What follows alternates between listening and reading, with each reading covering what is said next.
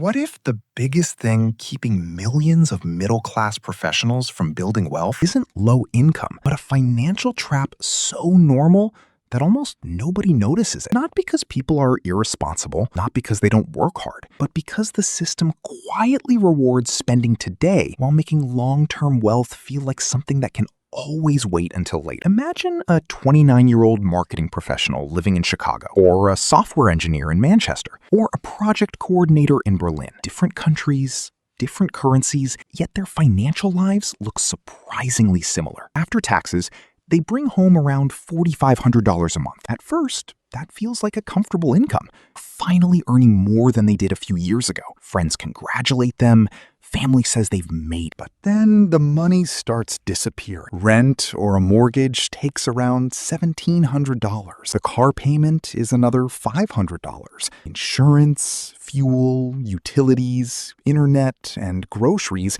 add another $1,100. Student loan payments take another $350. Minimum payment on a credit card is $250. Streaming subscriptions, gym memberships, and phone bills quietly remove another $250. By the time the month is halfway over, nearly every dollar already has a destination. There's still enough money for dinners out, weekend trips, online shopping, and replacing a perfectly good phone every few years. Nothing feels extravagant. Nothing seems irresponsible. Yet, at the end of the month, only a small amount remains. Sometimes nothing at all. This is where many people believe the problem is income. If I could just earn another $20,000, if I get promoted, if I switch companies, everything will finally become easier. Something interesting happens. Many people receive that raise, and within months, their expenses quietly grow to match it. The apartment becomes slightly nicer.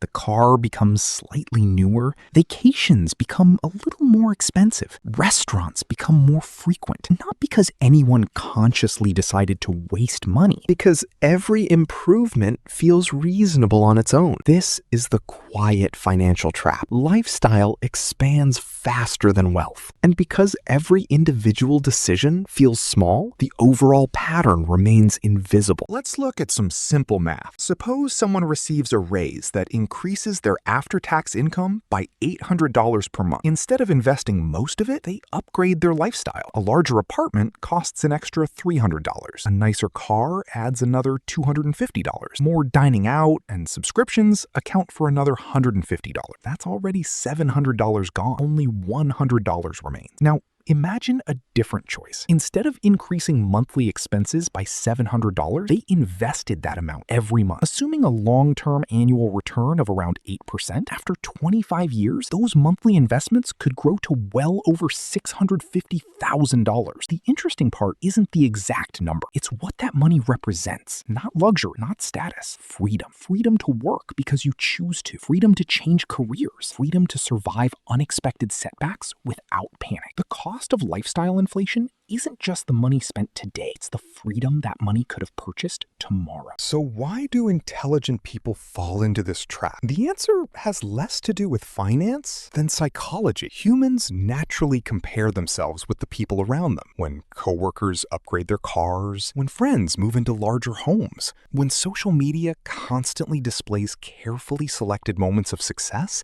doing nothing begins to feel like falling behind. The strange thing is that financial pressure often comes from people who aren't actually wealthy themselves. Many households that appear financially successful are simply managing larger payments. Their salaries often come with bigger obligations. From the outside, they look richer. From the inside, many are simply carrying more debt. This creates an invisible cycle. Everyone upgrades because everyone else upgrades. Few people stop to ask whether those purchases are creating wealth or simply creating higher monthly obligations. They aren't immune to advertising. They aren't naturally better at resisting every purchase. The difference is how they define success. Instead of asking, "What can I afford this month?" they quietly ask, "What does this decision cost my future?" A new car isn't just a $700 monthly payment. It's also the investment that payment could have become. A luxury apartment isn't only higher rent, it's years of future financial flexibility exchanged for present comfort. This doesn't mean people should never enjoy their money. Life isn't meant to be lived with constant sacrifice. The point is awareness. When spending becomes automatic, wealth becomes accidental. When spending becomes intentional, wealth becomes much more predictable. The quiet financial trap isn't one expensive purchase. It's hundreds of completely reasonable decisions